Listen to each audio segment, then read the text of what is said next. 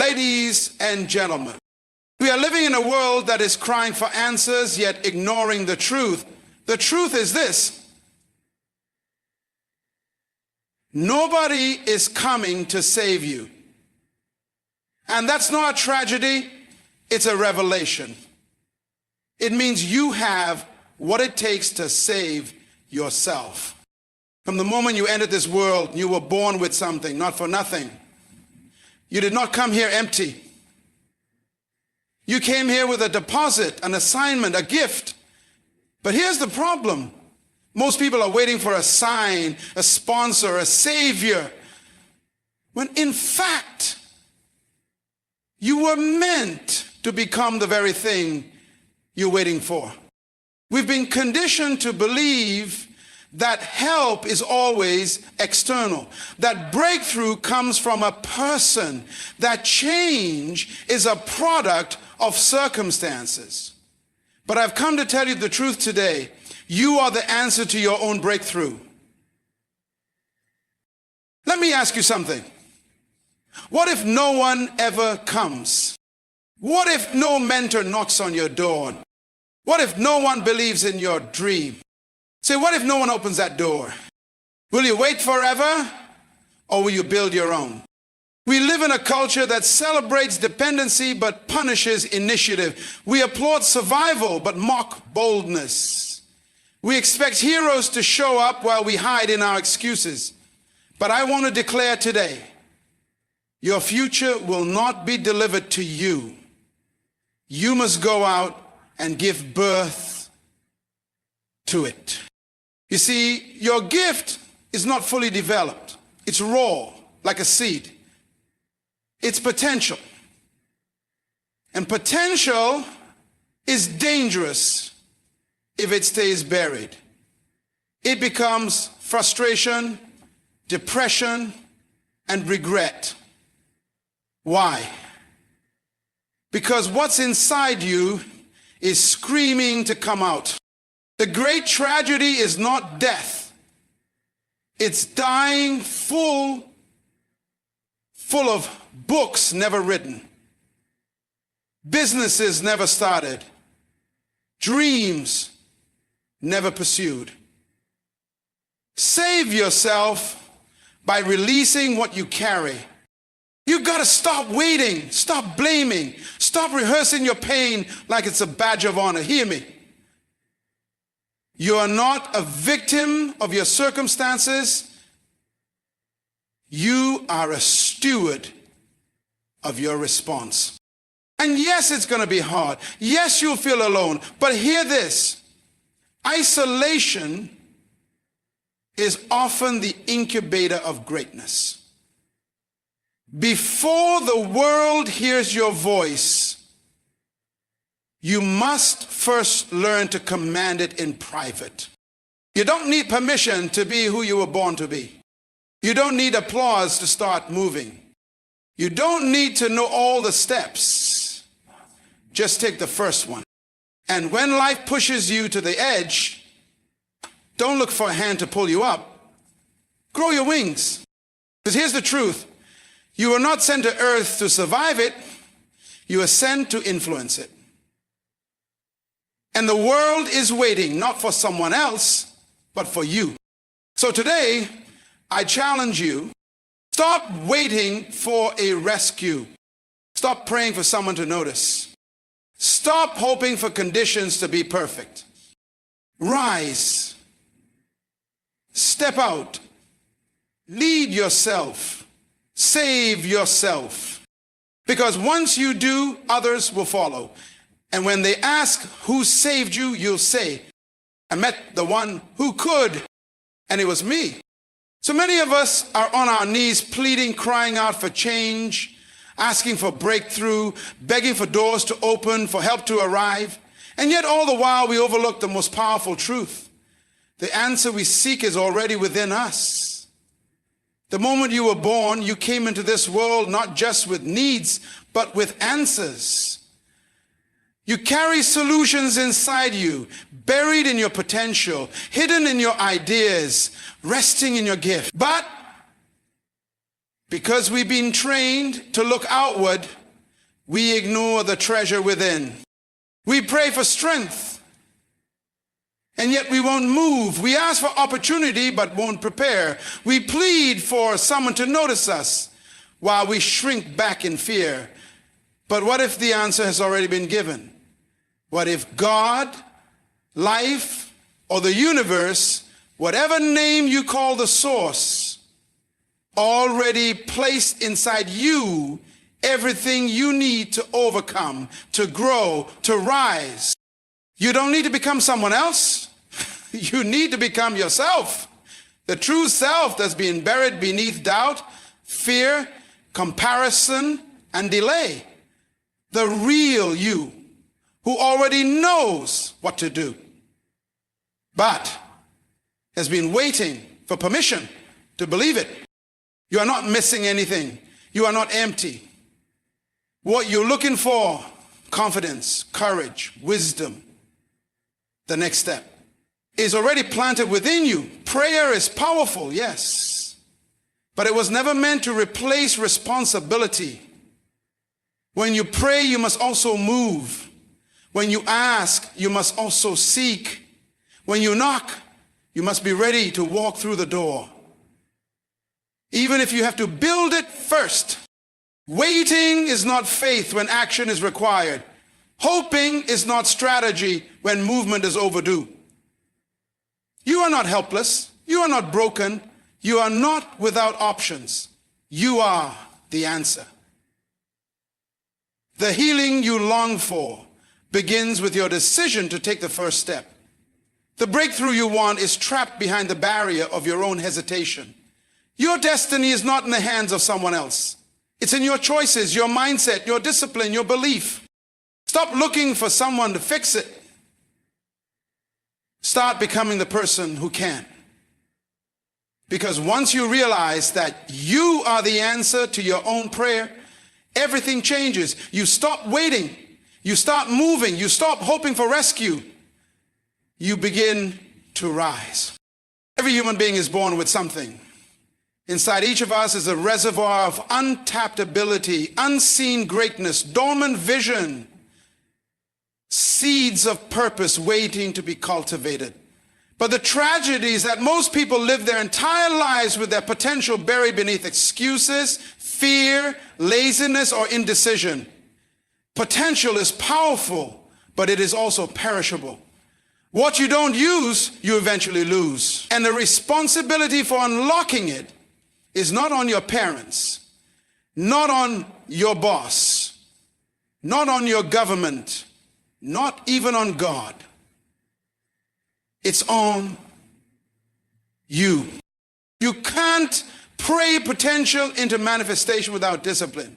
You can't wish it into results without work. You can't just feel it, you must steward it. Potential is raw power. It's not success. It's the possibility of success. And possibilities mean nothing unless they are acted upon. Talent that's not sharpened becomes irrelevant. Vision without execution is only imagination. Purpose without action becomes frustration. You must take full ownership of what's inside of you. You were not given your gifts to sit on them. You weren't born to just exist and pass time. You were designed to produce something, to impact something. But that will never happen if you wait for life to push you forward. You have to push yourself. You have to decide that what's inside of you is too valuable to stay buried. Responsibility means showing up when no one claps. It means committing to growth when no one is watching. It means being honest with yourself about the habits and patterns that are suffocating your potential. It means silencing the excuses and doing the work whether you feel like it or not. Your potential is your responsibility. Not your partners, not your friends, not your mentors. No one can develop it for you. They can inspire you, yes. They can guide you, but they cannot carry the burden of your greatness. That's your assignment. That's your calling. And if you refuse to act on it, no one else will. You don't get to complain about being stuck if you're not doing anything to move. You don't get to wish for more when you're mismanaging what you already have. And you don't get to wait forever.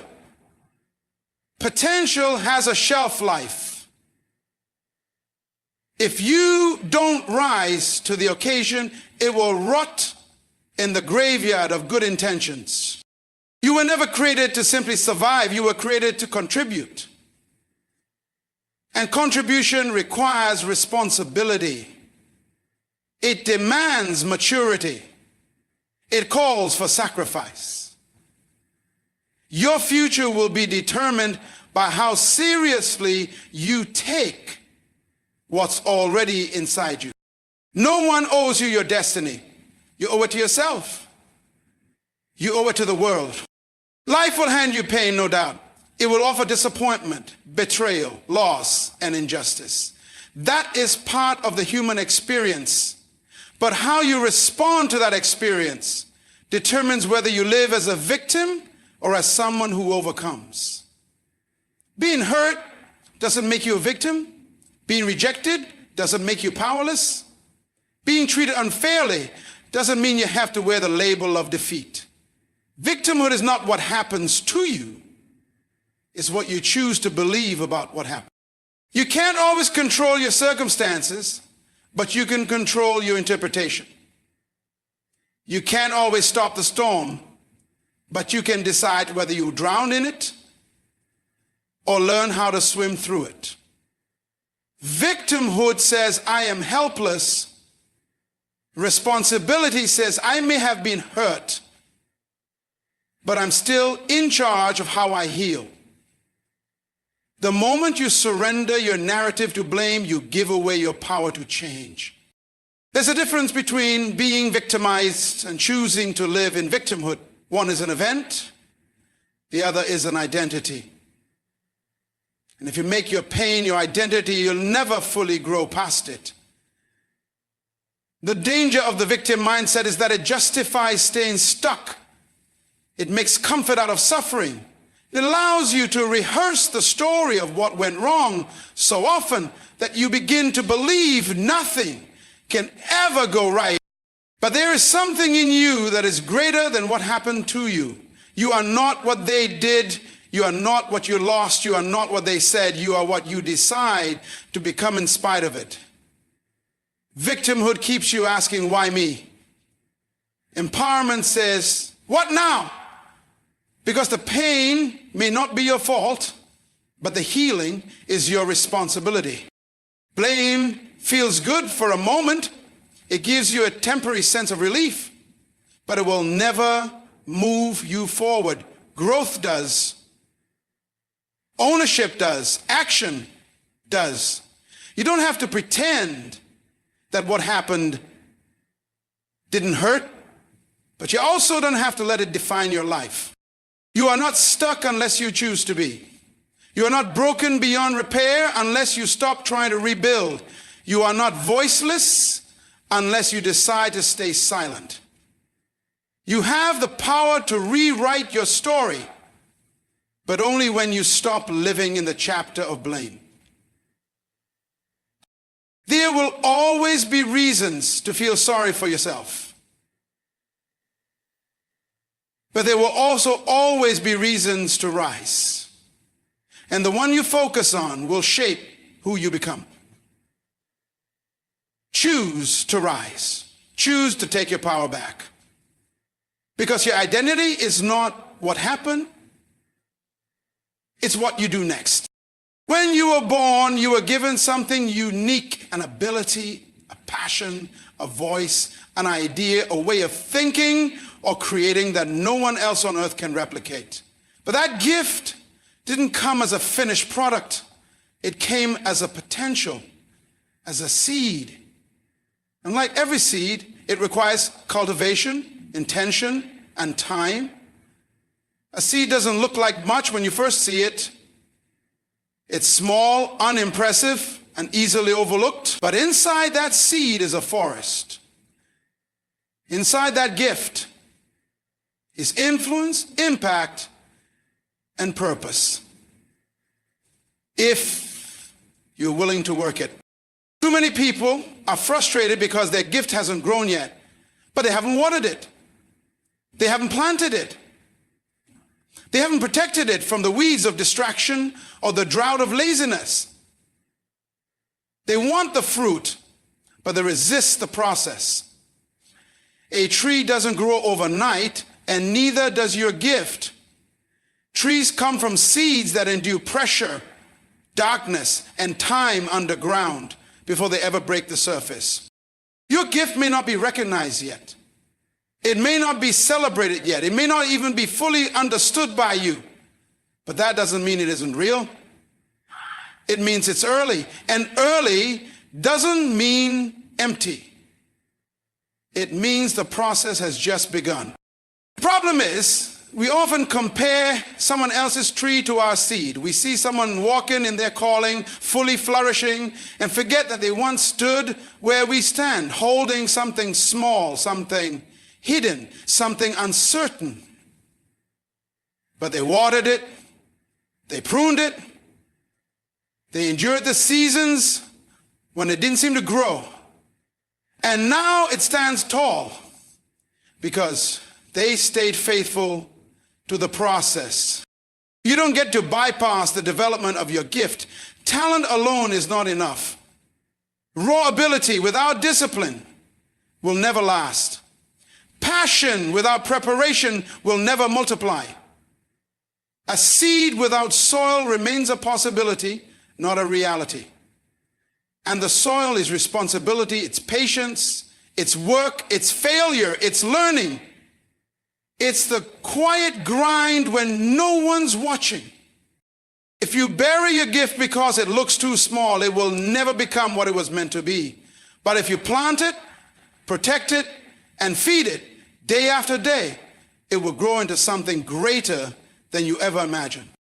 So don't despise the seed. Don't overlook your beginning. Your gift may not look like much now, but that's only because it's not finished. Every great tree began as something almost invisible. But someone believed enough to plant it. Believe enough to plant yours. From the beginning, you were not created to be ruled by fear, circumstances, or the opinions of others. You were designed to influence, to lead, to take ownership of your environment. Dominion is not about control over people. It's about control over yourself, your mind, your choices, and your response to the world around you. It means you are not a product of what happens to you. You are a steward of how you shape it. But over time, that original authority gets buried. It's buried under systems that try to reduce you to a number, under experiences that try to convince you that you're less than, under beliefs that whisper you're not ready, not good enough, not qualified. And so instead of walking in dominion, you shrink, you adapt, you conform, you survive. But survival is not your calling. You were never meant to simply get by. You are meant to bring change, to initiate movement, to create and lead and speak with purpose. Dominion doesn't mean you won't face adversity. It means adversity doesn't define you. It means that no matter what life throws at you, you still have the power to choose your direction. You still have the authority to stand up, to shift, to rise again. Dominion is a mindset before it's a position. It begins with how you think about yourself. If you see yourself as powerless, you live beneath your capacity. But when you see yourself as someone sent here to impact, not to fit in, everything changes. You don't have to wait for someone to hand you influence. Influence is something you grow by living with intention. You don't have to beg for respect. You command it by the way you carry yourself, by the standard you hold, by the boundaries you set. You are not meant to be ruled by your emotions or enslaved by your past. Dominion means you reclaim authority over the areas you once gave away. You were born to lead something. Even if that something starts with you. Leadership is not a title, it's a posture. It's the decision to take charge of your life, to live on purpose, to speak truth, and to move with clarity. You were given dominion not just to enjoy the world, but to shape it. Your words create, your actions shift atmospheres. Your presence carries weight if you choose to walk in it. The world may try to confine you. Life may try to reduce you. But deep within, there is a knowing, a pull, a pressure, a fire that says you are made for more than following someone else's script. That's your dominion calling, to be remembered. You don't have to earn it. You just have to stop denying it. You were born with it. Now it's time to walk in it. Every time you make an excuse, you trade your authority for comfort. You hand over your power to circumstances, to people, to the past. An excuse is not just a reason. It's a declaration that something outside of you has more control than what's inside you. It's a subtle way of saying, I'm not responsible, I'm not able, I'm not in charge. But the truth is, you are. You may not control everything that happens to you, but you are always responsible for how you respond, for what you do next, for whether you move forward or stay still. Excuses feel safe because they remove the burden of effort. They let you believe that the obstacle is greater than your ability. But every excuse you make is a brick in the wall that separates you from your potential. They may sound valid, they may sound reasonable, but even reasonable excuses still build a cage. They keep you stuck while convincing you that you're being realistic. But realism without faith, without effort, becomes a slow surrender to mediocrity. You'll always find a reason not to try, not to risk, not to start. You can blame your childhood, your lack of support, your job, your resources, your time, but none of those are stronger than your will to change, unless you let them be. The moment you stop making excuses is the moment you start reclaiming your power. Because behind every excuse is a fear you haven't faced, a decision you're avoiding, or a standard you haven't raised. People who move their lives forward don't wait for the conditions to be perfect. They start with what they have. They fail. They adjust. They take ownership. Ownership is strength. It says, even if I didn't cause this, I'll take responsibility for how I respond. Powerless people wait. Empowered people move. Powerless people explain why they can. Empowered people find a way to try anyway. Excuses can't produce results. They can't build discipline. They can't replace work. They only keep you comfortable in the same place, repeating the same patterns, defending the same limitations. And the longer you speak the language of excuses, the more fluent you become in settling for less. You don't need perfect conditions. You need commitment. You don't need everyone to understand. You need to decide. Excuses sound good in the moment, but they never lead to progress. They only delay your potential. Your breakthrough doesn't begin when the situation changes. It begins when you stop explaining away your responsibility. Excuses are easy, but power belongs to those who rise above them.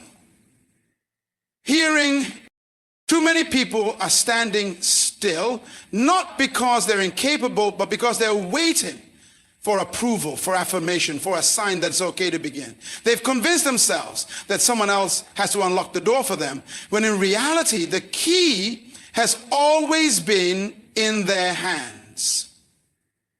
You don't need permission to grow. You don't need permission to pursue what's in your heart. You don't need someone to tell you it's time, because it's already past time. Every day you wait for someone to validate you. You delay your assignment. You silence your voice. You postpone your impact. Life is not going to schedule your moment for you. Destiny doesn't send out invitations. It responds to boldness. The ones who step into their purpose are not always the most talented or the most connected. They're the ones who decided to move without being told it was okay. Waiting often disguises itself as humility. But hiding behind hesitation is not humility, it's fear. Fear of judgment, fear of failure, fear of not being enough. But you'll never know what's on the other side of your potential if you keep waiting for a perfect signal. Some doors only open when you walk toward them. Some clarity only comes in motion. Waiting won't make you ready. Action will. The world doesn't owe you a round of applause before you begin. You have to start with no audience. You have to believe in the value of your vision before others see it. If you wait for full understanding before you take the first step, you'll be stuck forever. Growth requires risk. Movement requires faith. And freedom requires that you stop needing everyone to agree with you. There will always be people who doubt you. There will always be voices telling you to slow down, play small, fit in. If you listen to them, you'll trade your uniqueness for approval. You'll live a life that pleases others but frustrates your own soul. And years from now, you'll wonder how much of your life you gave away just waiting for someone to say, go. No one can give you what you already have. You've been given vision for a reason. You've been given ideas, insight, creativity, not to sit on them, but to release them. There is no perfect time. There is no perfect audience. There is only now. And every second you spend hesitating is a second you could have spent building, creating, learning, leading. Stop waiting. Stop asking for permission to be great. Your life is your responsibility. Your time is limited.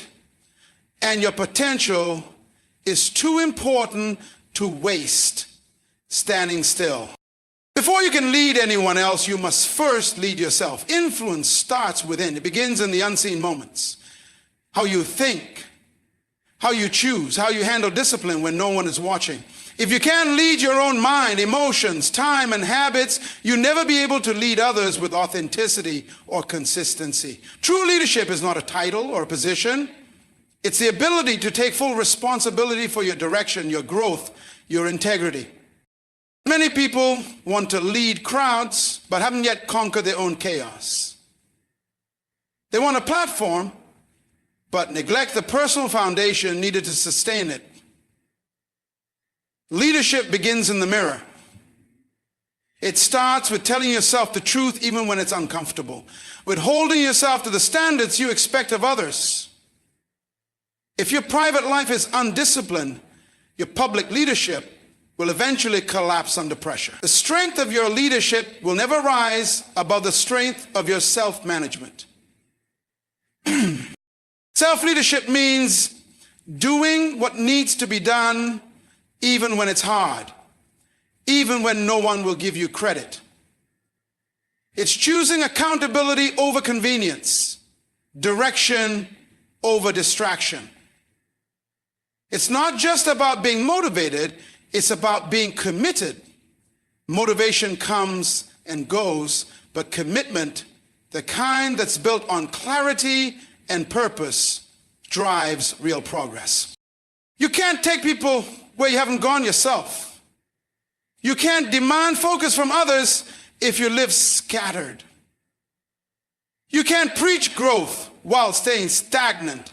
Leading yourself means taking charge of your choices, your circle, your attitude, your responses.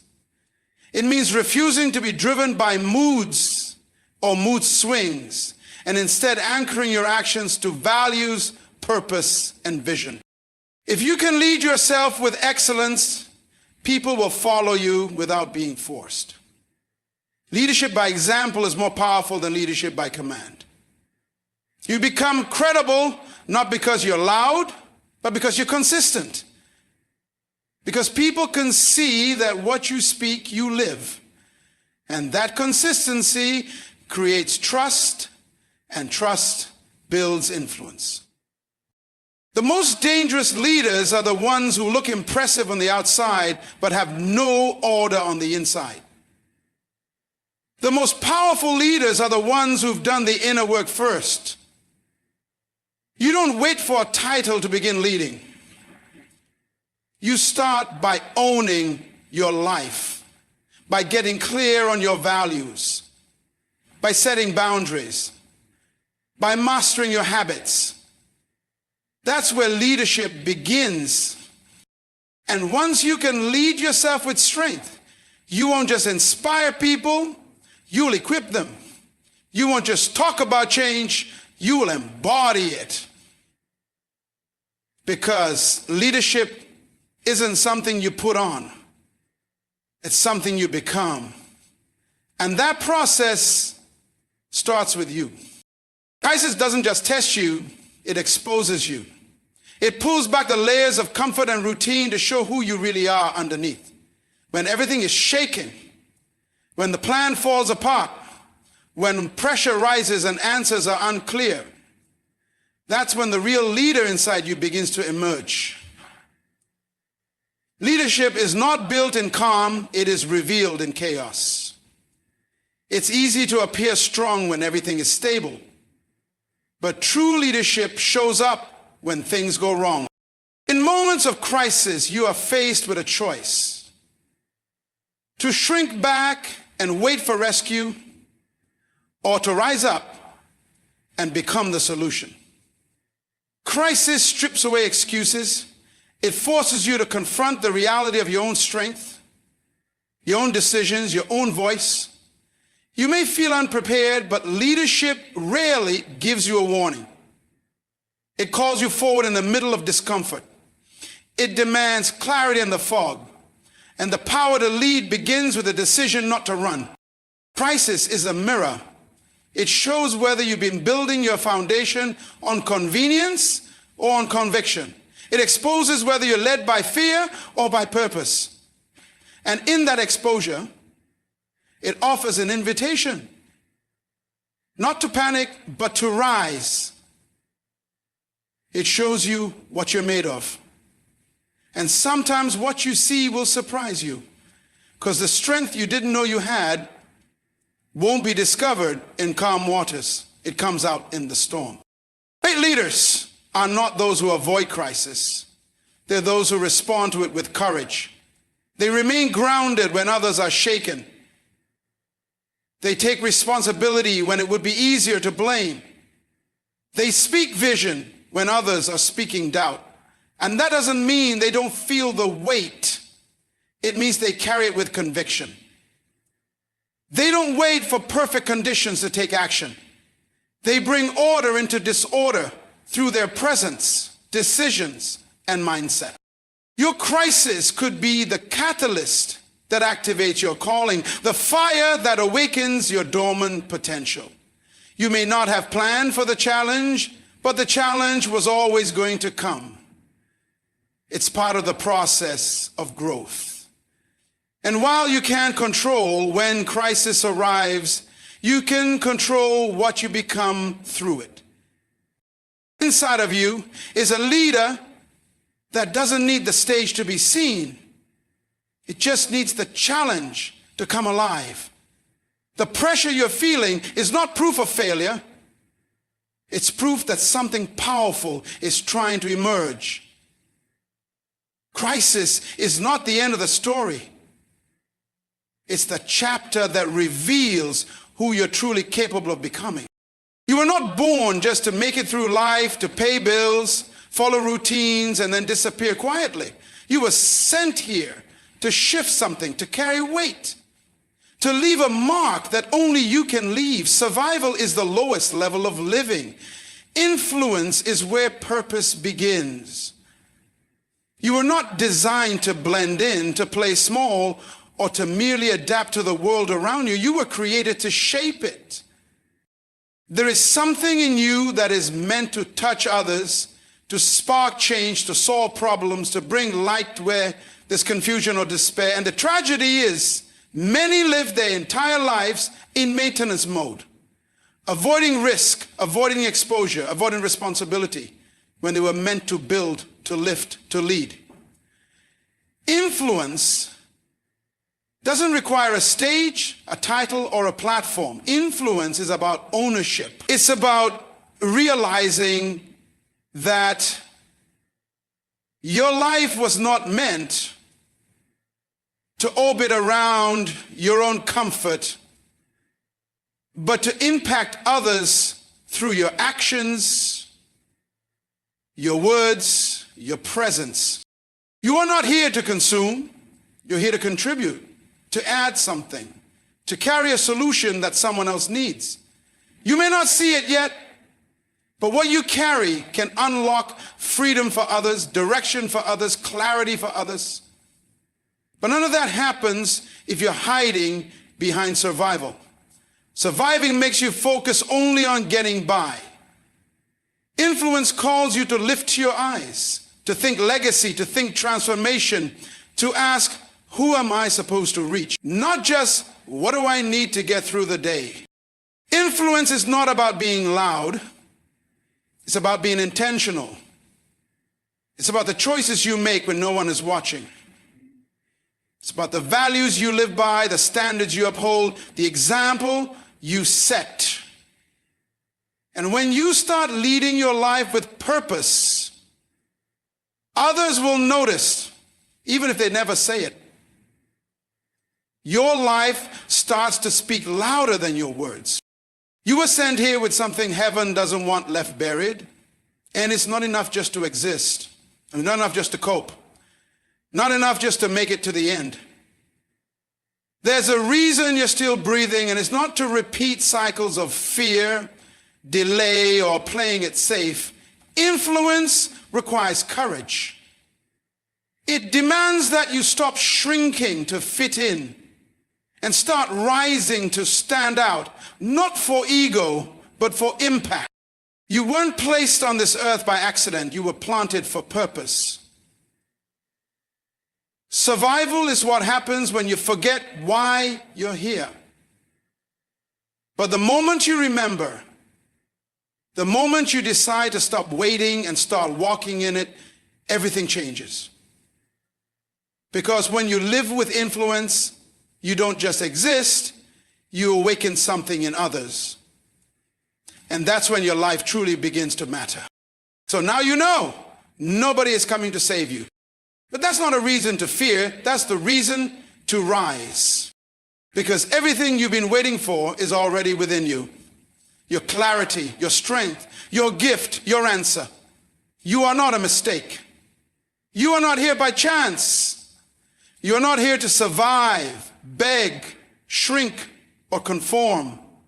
You were sent to shift atmospheres, to lead, to create, to break cycles. Stop postponing your purpose. Stop rehearsing your pain. Stop asking for permission to be who you were created to be. You have buried potential waiting to be released. You have gifts that can no longer afford your delay. You have influence that begins the moment you choose responsibility over excuses. The world doesn't need another copy. It needs your authentic voice. It needs the version of you that stops hiding, the version of you that says, if no one comes, I'll go. If no one shows up, I'll rise. If no one saves me, I'll become the answer. Because real change doesn't begin when you're rescued. Real change begins when you remember who you are. So rise, not later, not someday, now. Because no one else is coming. And the truth is, they don't have to. You're already here.